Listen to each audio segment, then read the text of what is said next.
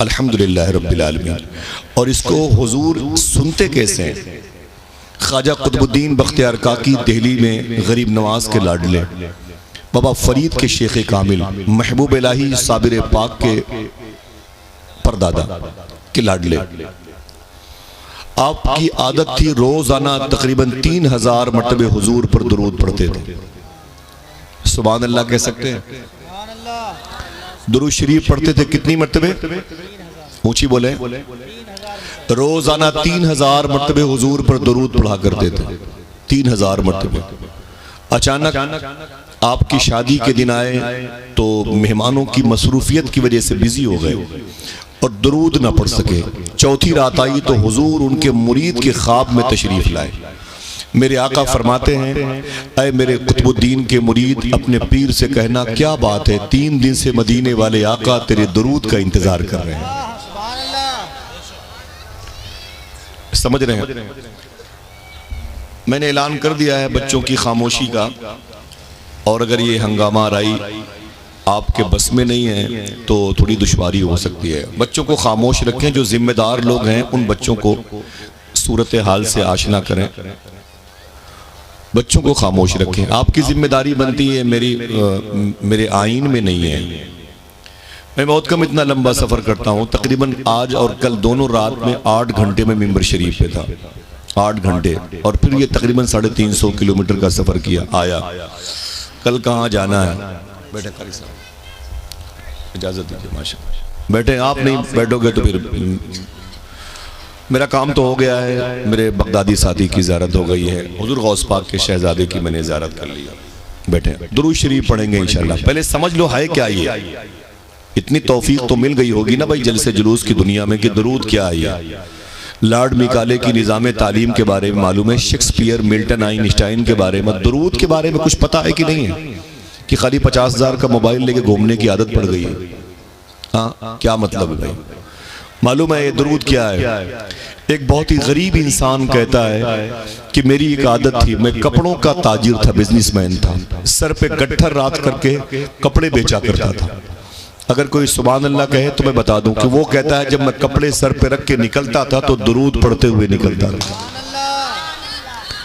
وہ کہتا ہے میں جب نکلتا تو درود پڑھتے ہوئے. کوئی مجھ سے پوچھتا کیا بیچ رہے ہو تو درود پڑھ کے بتاتا تھا. کپڑے کتنی قیمت ہے تو درود پڑھ کے بتاتا تھا. جب کپڑے کاٹتا تھان سے نکالتا تو درود پڑھ کے نکالتا تھا. پیسوں کے آوا گون کا معاملہ بھی درود پڑھ کے میں لیتا دیتا تھا. جب واپس آتا تو درود پڑھتے ہوئے واپس آتا تھا. وہ کہتا ہے کہ میں جب گھر میں سونے سے پہلے بستر پہ آتا، بڑا غریب انسان تھا، تو حضور پر درود پڑھ کے سوتا تھا. اور جب اٹھتا تو درود، وضو کے بعد پھر درود پڑھتا تھا.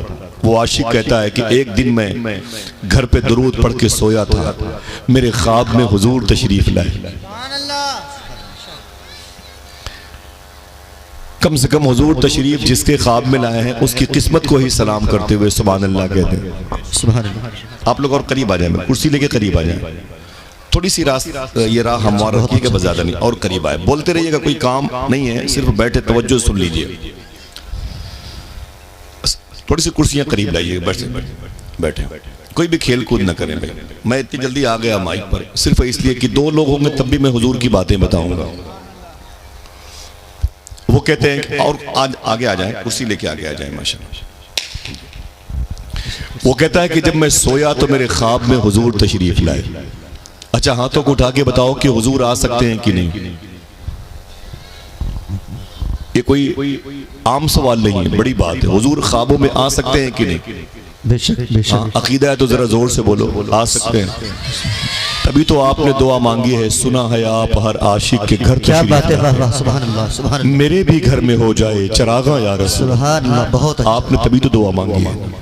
وہ کہتا ہے میرے خواب میں حضور تشریف لائے. جب میں نے حضور کو دیکھا تو درود پڑھنے لگا. کیا بات. سبحان اللہ. اس سے پہلے بغیر دیکھے پڑھتا تھا، آج دیکھ کے پڑھنے لگا. تو معلوم ہے اس کے بعد حضور نے کیا کہا. یہ میرے بھائی بچے بیٹھے ہوئے ہیں اور یہ بزرگ بیٹھے ہوئے، علماء کی مبارک جماعت ہے.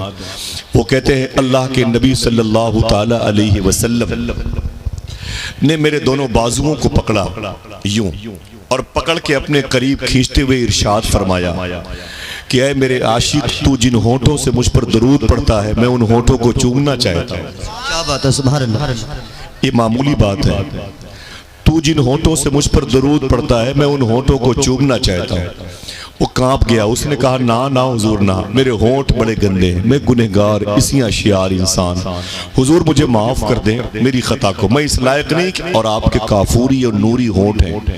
میرے آقا فرماتے نہیں، میں تیرے ان ہونٹوں کو چومنا چاہتا ہوں جن ہونٹوں سے تو مجھ پر درود پڑتا ہے۔ وہ کہتا ہے کہ حضور میرے دونوں بازوؤں کو پکڑ کے اپنی طرف کھینچ رہے تھے اور میں ڈر کے مارے پسینے سے شرابور ہو رہا تھا۔ وہ کہتا ہے مجھے لگا کہ اب حضور کے مبارک ہونٹ میرے ہونٹ سے مل جائیں گے، میں نے محسوس کر لیا کہ حضور کے مبارک ہونٹ میرے ہونٹ سے مل جائیں گے، تو میں نے اپنا چہرہ گھما لیا۔ جب میں نے اپنا چہرہ گھما لیا تو حضور کے دونوں ہونٹ میرے گال پہ چپک گئے۔ کیا بات ہے، سبحان اللہ سبحان جب میرے گال پہ چپک گئے تو ٹھنڈک محسوس ہوئی، جب ٹھنڈک محسوس ہوئی تو میری آنکھ کھل گئی تو پھر نیند سے بیدار ہو گیا۔ جب بیدار ہوا تو میں نے کیا دیکھا، میری جھونپڑی مہک رہی ہے۔ کیا بات ہے، سبحان اللہ سبحان اللہ۔ وہ کہتا ہے میری جھونپڑی میرا گھر مہک رہا تھا، میں خوش تھا میرے گھر پہ حضور آئے۔ اللہ اکبر۔ آج میری یہ دعا قبول ہو گئی ہے۔ سنا ہے آپ ہر عاشق کے گھر تشریف لاتے ہیں، میرے بھی گھر میں ہو جائے چراغاں یا رسول اللہ۔ سبحان اللہ سبحان وہ کہتا ہے کہ وعلیکم السلام ورحمۃ اللہ، وہ کہتا ہے کہ میرا گھر مہک رہا تھا، میں نے فجر کی نماز پڑھی، نماز پڑھنے کے بعد وہ کہتا ہے کہ میں اپنی گلی سے گزر رہا تھا تو وہ کہتا ہے میں اپنی گلی سے گزر رہا تھا تو میں نے کیا دیکھا کہ محلے کے لوگ دوڑا کر کے مجھے پکڑے، فرمایا ٹھہرنا بھائی ٹھہرنا۔ میں نے کہا کیا بات ہے؟ تو لوگوں نے کہا کہ یہ بتا تو اتنا غریب انسان، تیرے پاس کپڑے پہننے کے لیے نہیں ہے، تیرے پاس گھر نہیں ہے رہنے کے لیے، روٹیاں نہیں ہے کھانے کے لیے، اتنا قیمتی عطر تو نے کہاں سے لگا لیا ہے؟ اگر آپ کی توجہ ہوتی تو آپ یہاں سبحان اللہ کہہ سکتے تھے۔ وہ کہتا ہے کہ لوگوں نے کہا اتنا قیمتی عطر تو نے کہاں سے لگا لیا ہے؟ تیرے پاس کپڑے نہیں ہیں، کھانے کو برتن روٹیاں نہیں ہیں، گھر نہیں ہے، قاعدے کا چھپروں میں رہتا ہے، اتنی خوشبو تیرے بدن سے آ رہی ہے۔ تو رونے لگا۔ اس نے کہا جو خوشبو میرے بدن سے آ رہی ہے میرے بدن کی نہیں، یہ تو حضور کے بدن کی خوشبو میرے بدن سے آ رہی ہے۔ سبحان اللہ بہت اچھا۔ اللہ اکبر۔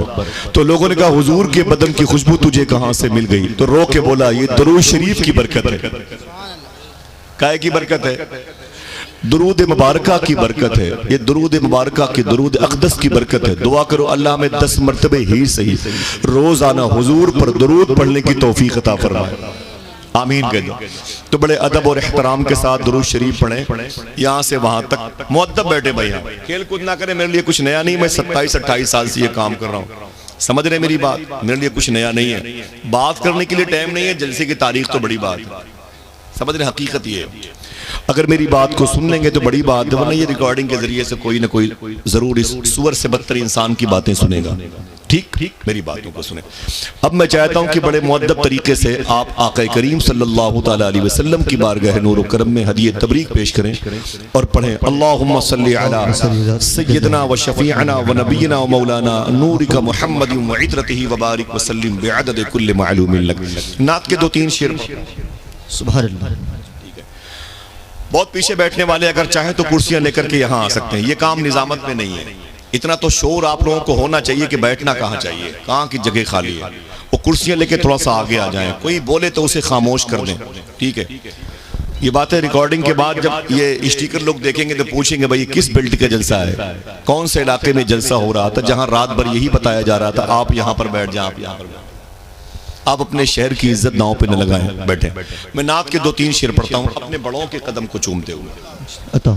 رکھ کے لب اس میں محمد پہ ہٹاتا بھی نہ تھا، کیا بات ہے، رکھ کے لب اس میں محمد پہ ہٹاتا بھی نہ تھا، جب مجھے نام نبی ٹھیک سے آتا بھی نہ تھا، کیا بات ہے، واہ واہ، جب مجھے نام نبی ٹھیک سے آتا بھی نہ تھا اور آپ پہلے ہی معافی اسے دے دیتے تھے، منتیں کر کے منانا جسے آتا بھی نہ، کیا بات ہے، واہ واہ، سبحان اللہ سبحان اللہ، آپ پہلے ہی معافی اسے دے دیتے تھے، منتیں کر کے منانا جسے آتا بھی نہ تھا۔ اب یہ شعر ایسا ہے کہ حضور کا کریکٹر کیسا تھا یہ بتائے گا، جی اور اگر آپ کی طرف سے سبحان اللہ کی صدا کوئی بلند کر دے تو اچھی بات ہے۔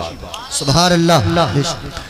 رکھ کے لب اس میں محمد پہ ہٹاتا بھی نہ تھا، جب مجھے نام نبی ٹھیک سے آتا بھی نہ تھا، آپ پہلے ہی معافی اسے دے دیتے تھے، منتیں کر کے منانا جسے آتا بھی نہ تھا، اور تھام لیتا تھا کوئی وقت ملاقات جو ہاتھ، کیسا آقا تھا کبھی ہاتھ چھڑاتا بھی نہ کیا تھا۔ بات ہے، واہ سبحان اللہ سبحان اللہ۔ تھام لیتا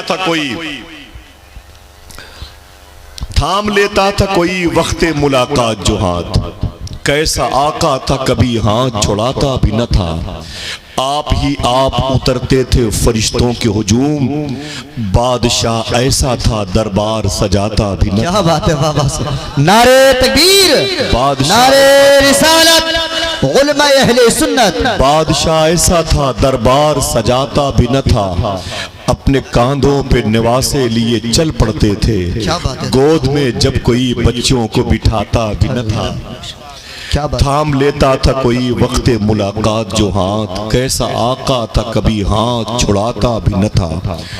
اللہ تبارک و تعالیٰ نے قرآن شریف میں ارشاد فرمایا، کل نفس ذائقۃ الموت، ہر نفس کو موت کا مزہ ٹیسٹ چکھنا ہے، ہر نفس کو موت کا ذائقہ چکھنا ہے۔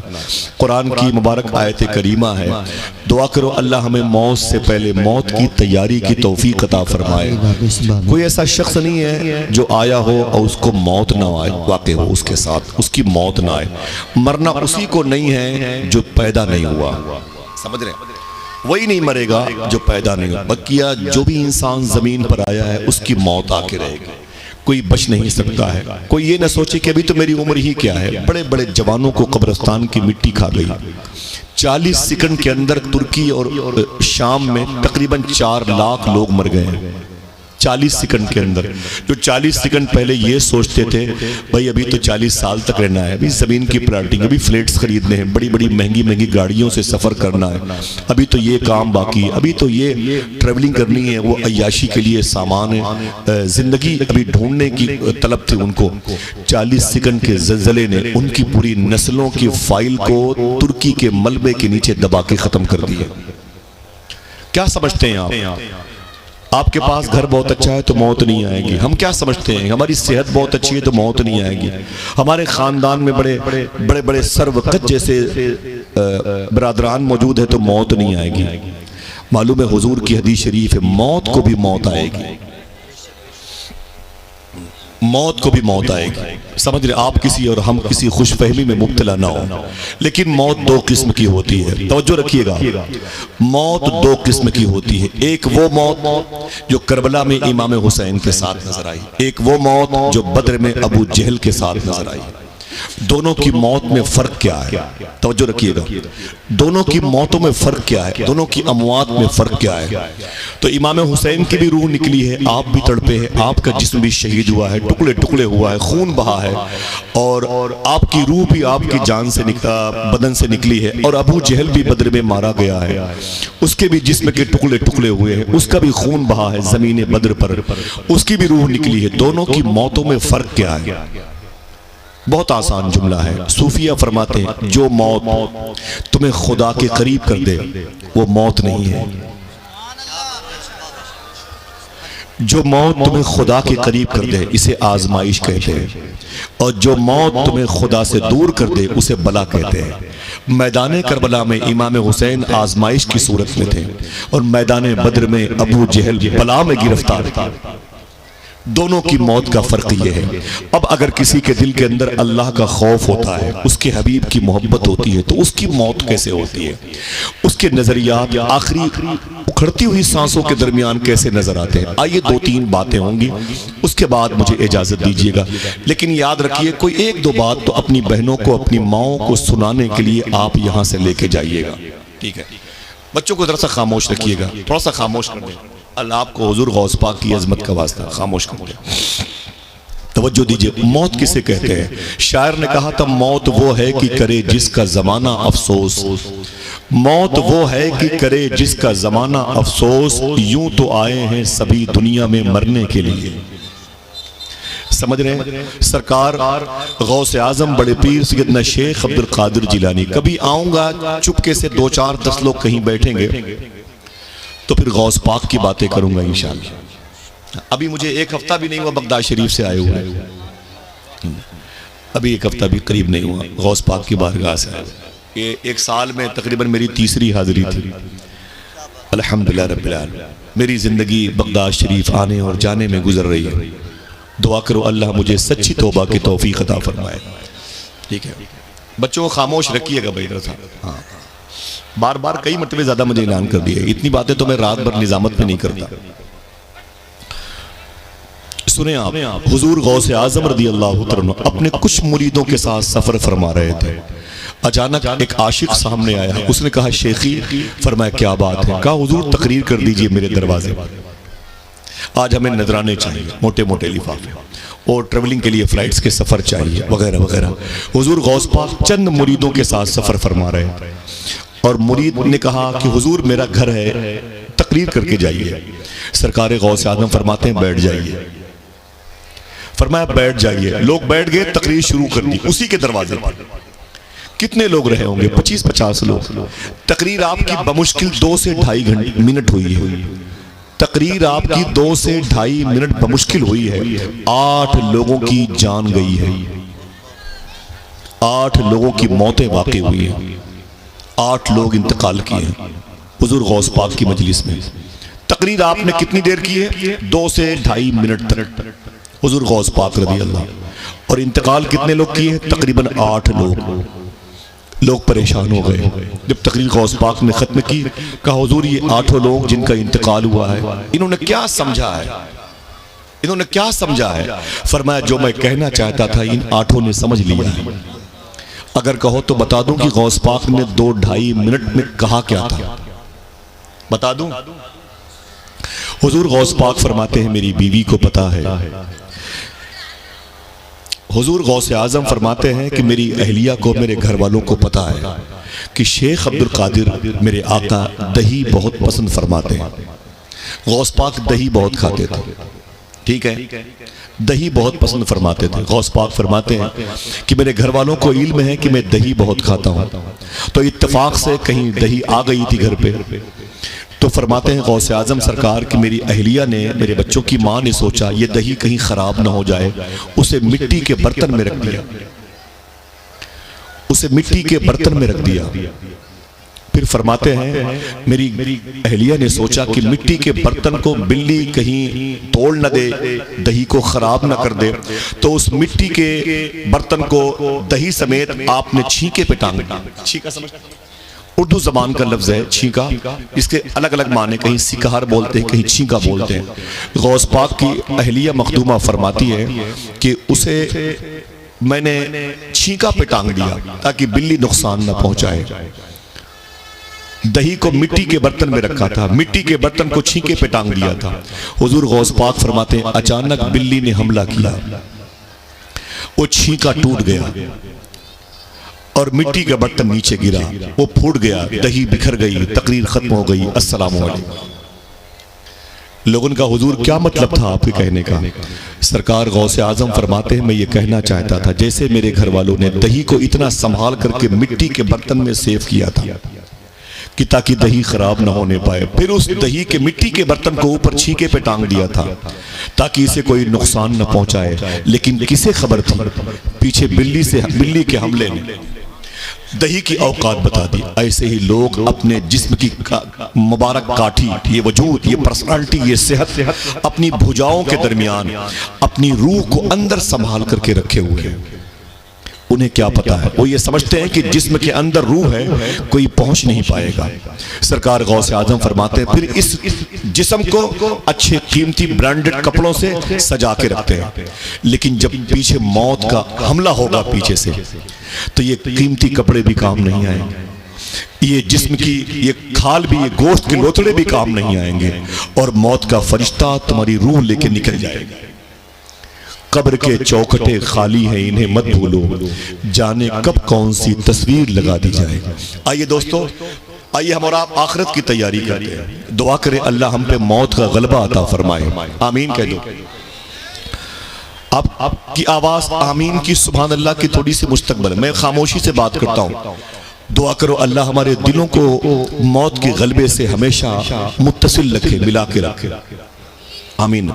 آئیے دیکھیں موت, وہ موت جس پر عاشق نے اپنی جانیں قربان کیے, جس کے نام کے تذکرے ہوتے رہے, وہ موت کیسے ہوتی ہے؟ ایک وہ موت ہوتی ہے جو بدر میں ابو جہل کی صورت میں, ایک وہ مبارک شہادت کا جام پیا میدان کربلا میں امام حسین.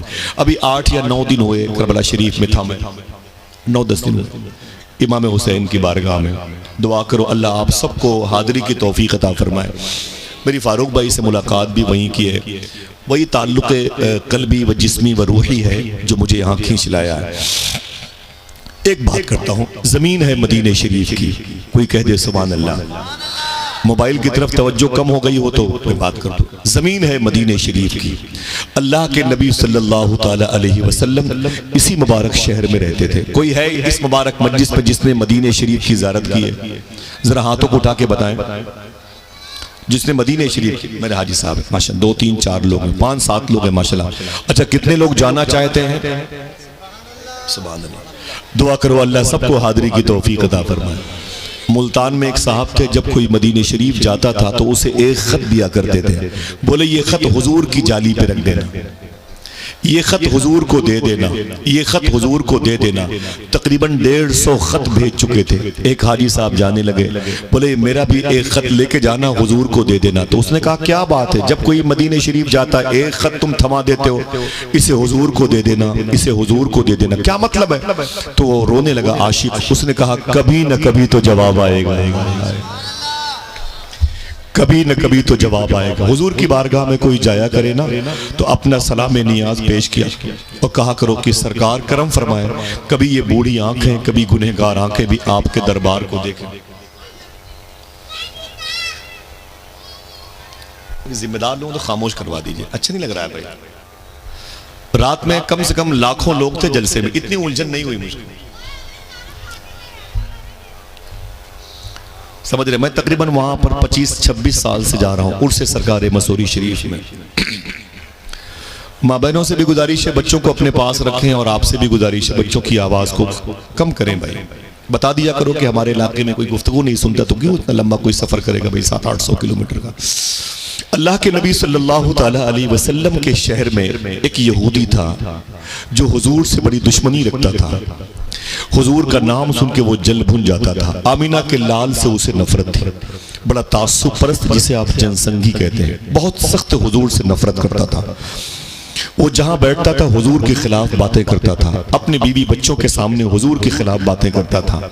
لیکن اس کا ایک بیٹا تھا, وہ بیٹا اپنے گھر میں حضور کے خلاف باتیں سنتا رہتا تھا. وہ کہہ رہا تھا کہ ایک دن میں مدینہ شریف کی گلی میں نکلا نا, میں ادھر سے جا رہا تھا, ادھر سے حضور آ رہے تھے. دل کہے تو سبحان اللہ کہہ دیا کرو. وہ کہتا ہے میں ادھر سے جا رہا تھا, ادھر سے حضور آ رہے تھے. جب میں نے حضور کو دیکھا تو تڑپ گیا. کیوں؟ کبھی میں نے ایسی آنکھیں نہیں دیکھی تھی, سبحان اللہ. میں نے کبھی ایسے لب نہیں دیکھے تھے, ایسے رخسار نہیں دیکھے تھے. دیکھتے بھی کیسے, بنانے والے رب نے دوسرا محمد بنایا ہی. کیا بات ہے, سبحان اللہ. شاعر نے کہا تھا جبیں کی ہر شکن کا مرتبہ فرمان جیسا تھا, بدن کے رحل پہ چہرہ کھلے قرآن جیسا تھا. نہ کرتی کیسے خوشبو سے وضو گلیاں مدینے کی, نبی گلدستہ تھے شہر نبی گلدان جیسا تھا. وہ کہتا تھا کہ میں نے حضور کو دیکھا, حضور کی پیشانی دیکھی, حضور کے لب و رخسار دیکھے میں تڑپ گیا. حضور کو دیکھنے کی خواہش ہے, ہاتھوں کو ڈا کے بولو خواہش ہے. ہم تو نہیں دیکھ پائیں گے, دعا کرتا ہوں آپ کو زیارت ہو جائے. ہماری آنکھیں بڑی گندی ہو چکی ہیں, ہماری آنکھیں اتنی زیادہ گناہوں میں ڈوب چکی ہیں کہ اب یہ حضور کو مشکل ہے دیکھ پانا. دعا کرو اللہ ہمیں سچی توبہ کی توفیق عطا فرمائے. راتوں کو 3-4 گھنٹے تک موبائل کا استعمال کریں گے تو حضور نہیں آئیں گے خواب میں. سمجھ رہے میری بات؟ ہم صوفی صاحب فرماتے ہیں لوگ یوں موبائل اپنے ہاتھوں میں لے کے راتوں کو گانے بجانے میں ہم لوگ مست رہتے ہیں. کہتے ہیں کہ جب انگلیاں تھک جاتی ہیں, موبائل گر جاتا ہے تو ہم سو جاتے ہیں. پھر رو کے بولے ہم تو سو جاتے ہیں لیکن رات بھر مدینے والے آقا ہمارے درود کا انتظار کرتے رہتے ہیں. کب تک پریشان کرو گے حضور کی روح کو؟ کب تک تکلیف دو گے؟ ہم اور آپ دونوں مل کر کے دعا کرو اللہ ہمیں مسلمان بنا دے، اللہ ہمارے دل کو، ہماری فکروں کو، ہماری آنکھوں کو مسلمان کر دے۔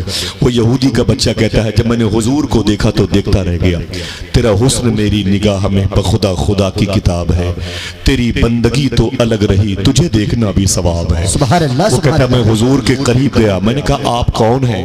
تو میرے آقا فرماتے ہیں میں اللہ کا رسول ہوں۔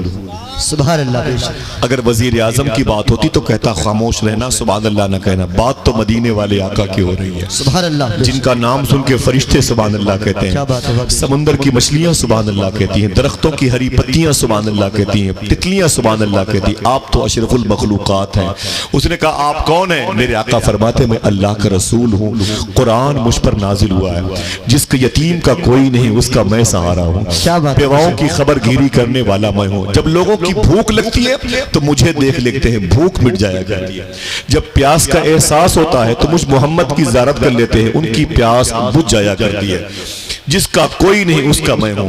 الطاف حسین حالی نے کہا تھا وہ نبیوں میں رحمت لقب پانے والا، مرادیں غریبوں کی بر لانے والا، اتر کر حرا سے سوئے قوم آیا اور ایک نسخہ کیمیا ساتھ لایا۔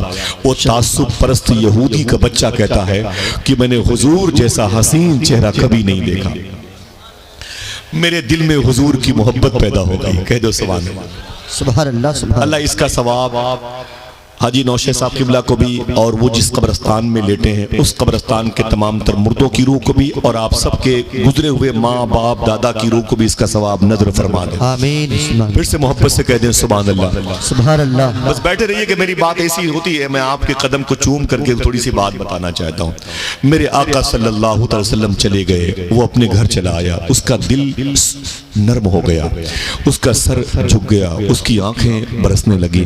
جب وہ اپنے بستر پہ آیا نا تو رونے لگا، حضور کی یاد آئی تو رونے لگا۔ لیکن کس سے کہتا؟ بیوی حضور کی دشمن ہے، باپ حضور کا دشمن ہے، گھر کے در و دیوار حضور کے دشمن ہے۔ تکیے پہ آنسو بہانے لگا اور آنسو بہاتے بہاتے سو گیا۔ صبح ہوئی تو حضور کی محبت میں پریشان ہو گیا۔ جب زیادہ حضور کی یاد آئی نا، اب کرتا کیا نہ کرتا، اٹھا جب بلال حبشی نے اذان دی اللہ اکبر اللہ اکبر کی، حضور اپنے حجرے سے نکلے تو یہودی کا بچہ اپنے کمرے سے نکلا۔ کیا بات ہے، واہ واہ، سبحان اللہ۔ میرے آقا صلی اللہ تعالیٰ علیہ وسلم اپنی مبارک مسجد میں جب تشریف لائے نا، سنو میرے بھائیو، اللہ تمہیں برکتیں عطا فرمائے، تم بڑی عظیم شان زمین کے بیلٹ کے علاقے میں رہتے ہو۔ وہ کہتا ہے کہ جب اذان کی آواز میں سنتا تو میں اپنے گھر سے نکلتا تھا اور اللہ کے نبی اپنے حجرے سے نکلتے تھے، حضور کے پیچھے پیچھے میں ہوتا تھا۔ جب حضور مسجد نبوی شریف کے گیٹ پر جاتے تھے، ابن عساکر کی روایت ہے، وہ کہتا ہے کہ میں حضور کے وضو کے لیے پانی لایا کرتا۔ بچے بولے سبحان اللہ، نیکیاں ملیں گی، اونچی آواز سے بولے سبحان اللہ۔ وہ کہتا ہے کہ حضور کے وضو کے لیے میں لوٹے میں پانی لایا کرتا تھا اور حضور میرے لائے ہوئے لوٹے کے پانی سے وضو فرماتے تھے۔ جب حضور وضو فرما چکے ہوتے تھے تو حضور مسجد نبوی شریف کے اندر چلے جاتے تھے، میرے آقا مسجد نبوی شریف کے اندر چلے جاتے تھے، نماز پڑھاتے تھے۔ وہ یہودی کا بچہ کہتا ہے آپ کی آواز سبحان اللہ کی میں سننا چاہتا ہوں۔ وہ یہودی کا بچہ کہتا ہے کہ میں حضور کی چپل شریف کو اپنے سینے سے لگا کے کھڑے ہو کے میں حضور کی پاکیزہ آواز کو سنتا رہتا۔ کیا بات ہے، سبحان اللہ۔ اپنی ماں اور اپنے باپ کی مغفرت کے لیے پھر سے بولے ہاتھوں کو اٹھا کے سبحان اللہ، سبحان اللہ۔ اللہ اس کا ثواب آپ سب کے گزرے ہوئے اقربا کو نظر فرما دے۔ ماں بہنیں بیٹھی ہیں، اپنے بچوں کو اپنے ساتھ رکھنا انشاءاللہ، آرام سے آرام سے، کوئی بات نہیں، آرام سے بیٹے، بیٹھ جاؤ، کہیں بیٹھ جاؤ، کہیں بیٹھ۔ فاروق بھائی بہت بہت مبارک ہو، بہت بہت مبارک ہو آپ کے مبارک مہمانوں کا۔ جیلانی بھائی بہت بہت مبارک ہو، اللہ سب کو حضور غوث پاک کا دربار دکھا دے۔ جو لوگ جانا چاہتے ہیں ہاتھوں کو اٹھا کے بولے آمین۔ چلیں گے نا بغداد شریف سے، کبھی آؤں گا تو پھر غوث پاک کی بات کروں گا انشاءاللہ، کبھی آؤں گا، لیکن اتنی بھیڑ نہیں ہونی چاہیے، 10-20 لوگ رہیں گے بس انشاءاللہ، ٹھیک ہے؟ کیا کرنا ہے، ٹھیک ہے؟ قاری فہیم صاحب اور حافظ جمشید صاحب یہاں آ جائیں۔ ممبر پہ علماء کرام تشریف لائیں، ادب کے بھی خلاف ہمارے سینس پور کے ائمہ علماء ہیں، وہ ان کے لیے انتظام کیا گیا ہے، وہ جو بھی آئیں وہ ممبر پر تشریف لے کر آئیں۔ بالکل بالکل، بڑی اچھی بات ہے۔ سادات کرام جو نیچے بیٹھے ہوں، علماء کرام، حفاظ کرام سے گزارش ہے ذرا پھر سے محبت سے کہہ دیں سبحان اللہ۔ سبحان اللہ، توجہ سبحان اللہ۔ رکھیے گا۔